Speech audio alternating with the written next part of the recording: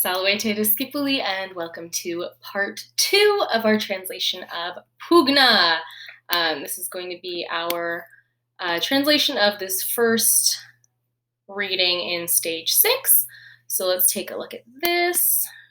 Make me a little bit smaller and zoom in a little bit more. Okay, here we go. So again, at this point, you should have your translation completed, and then I'm going to walk through a translation of this. You'll make any corrections as needed. If you have any questions about a way I translated something, because again, sometimes there's a little flexibility with how we can translate things from Latin into English. So if you have any questions about your translation, please always feel free to email me. If you ever want me to walk through a translation with you, I'm happy to set up a Zoom meeting during office hours on Monday, or if that doesn't work, we can find another time during the week. So just email me and let me know.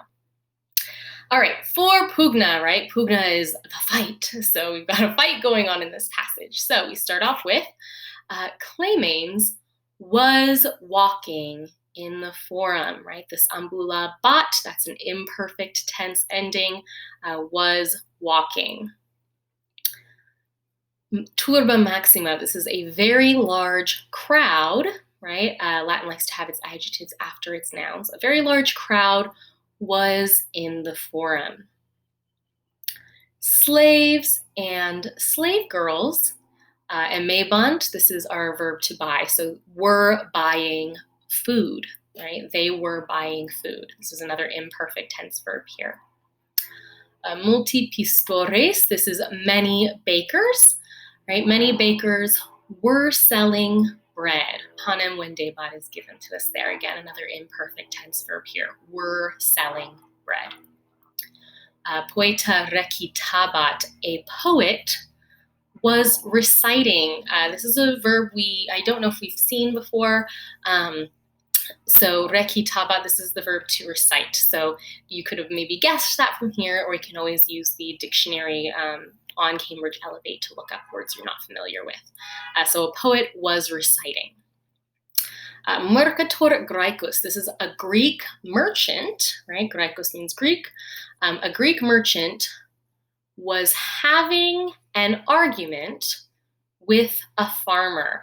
So kind of a lot of mixing up words going on in here. We've got our verb at the end, right? He was having an argument, that's that contentionem habebat I mentioned, with a farmer.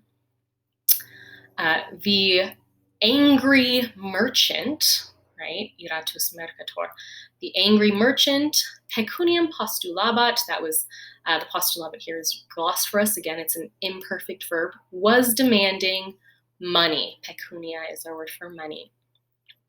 Subito, suddenly, this is one of my favorite Latin words just because it implies something's happening. Suddenly, the farmer, agricola, pulsavit. This is now a perfect tense verb, not an imperfect, so it's just a simple past. Suddenly, the farmer hit or punched the Greek.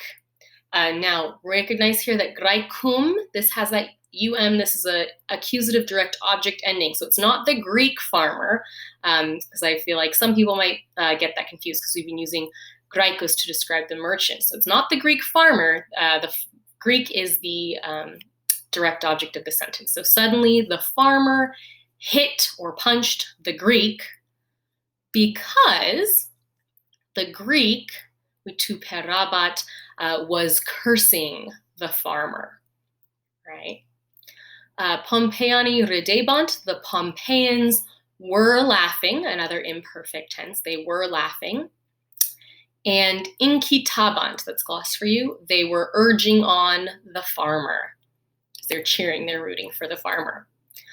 Claymanes, when, or you could say after, he heard the noise, audiwit here is a perfect tense. There's no ba, so this is a simple past. He heard the noise.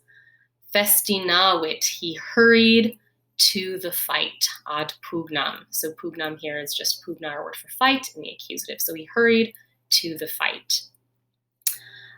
Tandem agricola mercatorum superavit. So tandem is like meanwhile, or however. Oh, no. no, tamen is however tandem. It's like meanwhile. The farmer overpowered, another perfect simple past tense, overpowered the merchant, and agitawit, chased, implied him, out of the forum.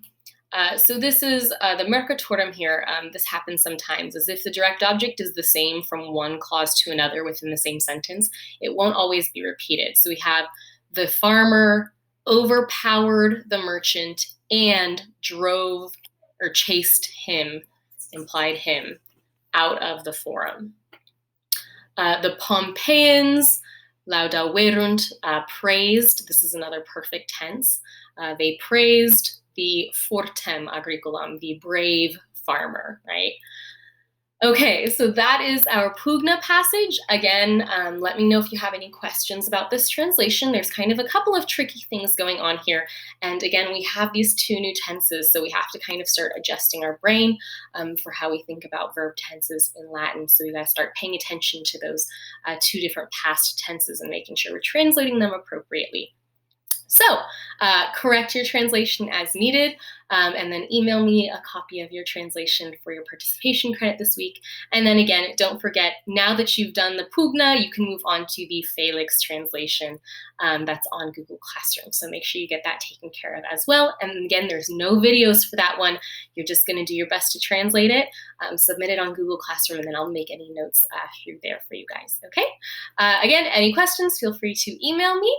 Otherwise, I will see you in my next video. Wale te discipuli.